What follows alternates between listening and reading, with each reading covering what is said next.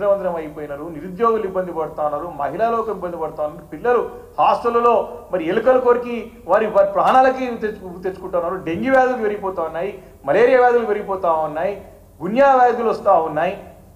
ఈరోజు ఇంత ఇంత 8 నెలలనే మార్పు అంటే ఈ మార్పు అని చెప్పేసి ప్రజలు నెత్తి కొట్టుకుంటున్న సంగతి మనం చూస్తూ ఉన్నాం. ఈరోజు మరి క్షేత్రస్థాయిలో కేసీఆర్ గారు పర్యటిస్తారని చెప్పేసి ప్రకటన రాగానే ఈ కాంగ్రెస్ పార్టీ నాయకులకు, ముఖ్యమంత్రి గారి మంత్రులకి గజగజలాడుతూ ఉన్నారు.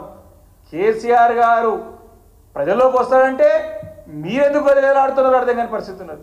వణుకుతున్నారు. ఎందుకు వస్తారు కేసీఆర్ గారు? ఇంకేమంటారు? నిన్న ఏ ముఖం పెట్టుకుని వస్తారని చెప్తారు. నిన్న ఉప ముఖ్యమంత్రి బట్టి విక్రమార్క గారు, వారికి తెలియాలి రాష్ట్రం, తెలంగాణ రాష్ట్రం సిద్ధించింది, తెలంగాణ రాష్ట్రం సాధించగలిగిన, తెలంగాణ రాష్ట్రంలో ఈరోజు బతుకుతా ఉన్నామంటే అది కేసీఆర్ గారి పుణ్యమా, కేసీఆర్ గారి త్యాగం, కేసీఆర్ కష్టం అనేది మర్చిపోవద్దు. మన బట్టి విక్రమార్క గారికి తెలియజేస్తా ఉన్నాను. కేసీఆర్ గారు లేదే తెలంగాణ అనే రాష్ట్రం ఏర్పడే అవకాశం ఉన్నదా? పదే పదే ఇదే ఒక అంశాన్ని అనేక సందర్భాల్లో అనేక మంది అన్నారు, అనేక మంది దాన్ని ఏకీభవించినారు. ఎవరు జగమెరిగిన సత్యం అది.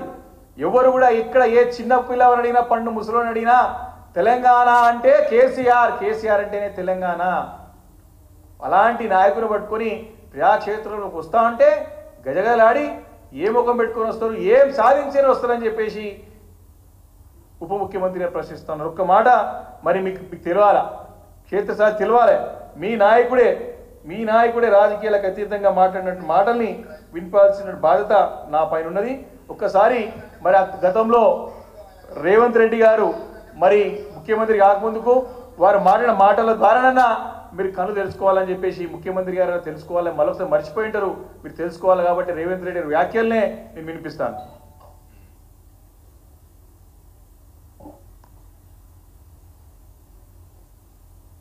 ఎందుకంటే 12 సంవత్సరాలు సుదీర్ఘమైన కాలంలో ప్రజల కోసం తాను కూడా చాలా కమిట్మెంట్ తో ఎన్ని పొలిటికల్ క్రైసిస్ వచ్చినా కూడా నిలదొక్కుని దాన్ని ముందుకు తీసుకెళ్ళాను. ఆయన ఉన్నాడు కాబట్టి ఎవరైనా ఇచ్చాను. అది అతిశయోక్తి ఏం కాదు, ఒప్పుకోవాల్సింది. అంటే నేను రాజకీయ నాయకుడికి ఒప్పుకోకపోయినా వాస్తవం మాత్రం అదే. సో మాకు ఇష్టం లేకపోవచ్చు, ఒక పార్టీలో ఉండి ఒక పార్టీలో ఇంపార్టెంట్ రోల్ ప్లే చేస్తూ నేను ఆ మాట అనకూడదు. కానీ ఈరోజు తెలంగాణ రాష్ట్రం వచ్చిందంటే చంద్రశేఖరరావు గారి కృషిని ఎవరు కాదనలేరు, నేను కూడా ఇంక్లూడింగ్. అంటే అది ఇక మనం వ్యక్తిగతంగా ద్వేషమో, లేకపోతే ఆయన చిన్న చేసి ఉండమో, లేకపోతే ఇక మనకు ఆ ఉద్యమం పట్ల అవగాహన కూడా ఏదైనా అవుతుండొచ్చు. అట్లాంటి వ్యక్తే ఈ రాష్ట్రానికి ముఖ్యమంత్రి అయింది. ఇంత స్పష్టంగా మరి రేవంత్ రెడ్డి గారి మాటల ద్వారానే తెలంగాణ రాష్ట్రం ఈరోజు అవతరించిందంటే కేసీఆర్ గారు సుదీర్ఘమైనటువంటి మరి పోరాటం, వారి కృషి, మరి దాని ద్వారానే తెలంగాణ రాష్ట్రం సాధించగలిగినాం. రాజకీయంగా ఎన్నెండొచ్చు, ఎన్ని మాటలను మాడుకోవచ్చు, కానీ నిజం మాత్రం అది, సత్యం మాత్రం అది, వాస్తవం మాత్రం అది అని చెప్పేసి రేవంత్ రెడ్డి గారి మాటల ద్వారానే నేను మీకు చెప్పదలుచుకున్నా.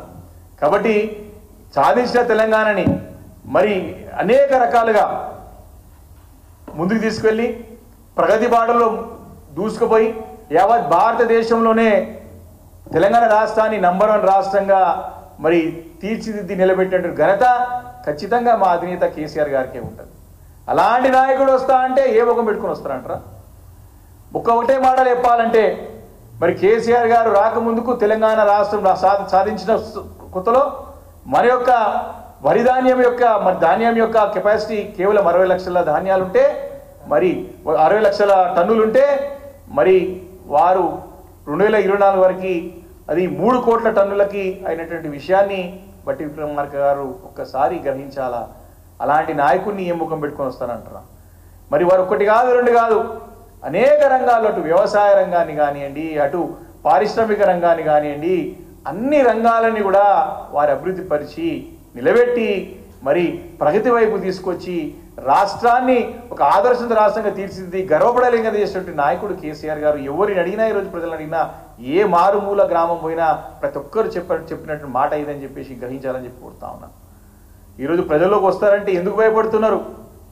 మీరు ఇచ్చినటువంటి హామీలు 420 హామీలు, 420 420 హామీలు మీరు ఇచ్చిన, నేను అనేక హామీలు ఇచ్చినారు. ఈ హామీలు ఇచ్చినప్పుడు మీరు ఇంకా దాన్ని లిఖితపూర్వకంగా ఇచ్చినారు. ఒకసారి గుర్తు చేయదలుచుకున్నా నేను మళ్ళొకసారి, బట్టి విక్రమార్క గారు, మరి మీరు ఎన్నికల ముందు అఫిడవిట్ని మీరు ప్రజల్లోకి వెళ్ళి అఫిడవిట్ 6 గ్యారంటీలని 13 అంశాలతో కూడిన 6 గ్యారంటీలని 100 రోజుల్లో చేస్తామని చెప్పి మాట తప్పినటువంటి పార్టీ కాంగ్రెస్ పార్టీ మీ ప్రభుత్వం కాదా, మీరు కాదా అని చెప్పి ప్రశ్నిస్తా ఉన్నా. ప్రజలందరూ 100 రోజులు అయిపోయింది కాదా, 200 రోజులు కూడా అయిపోయినాయి. మీ హామీలు మరి ఊర్లలో గ్రామాలలో మరి అందరు పట్టణాలలో అన్ని ప్రాంతాల్లో అవ్వలు అయ్యలు ముసలాళ్ళు తాతలు అందరూ కూడా నానమ్మలు అవ్వలందరూ కూడా మా 2000 పెన్షన్ 4000 ఎప్పుడు వస్తుందా అని ఎదురు చూస్తూ ఉన్నారు. 4000 పెన్షన్ కాదు కదా, ఉన్న పెన్షన్ కూడా సమయానికి వస్తలేదు. పోయిన నెల 1 నెల పెన్షన్ ఎగ్గొట్టారు, పెన్షన్ కూడా కాలయాపన చేసుకుంటూ తాత్సారం చేసుకుంటూ ఎగ్గొట్టే ప్రయత్నం చేస్తూ ఉన్నారు.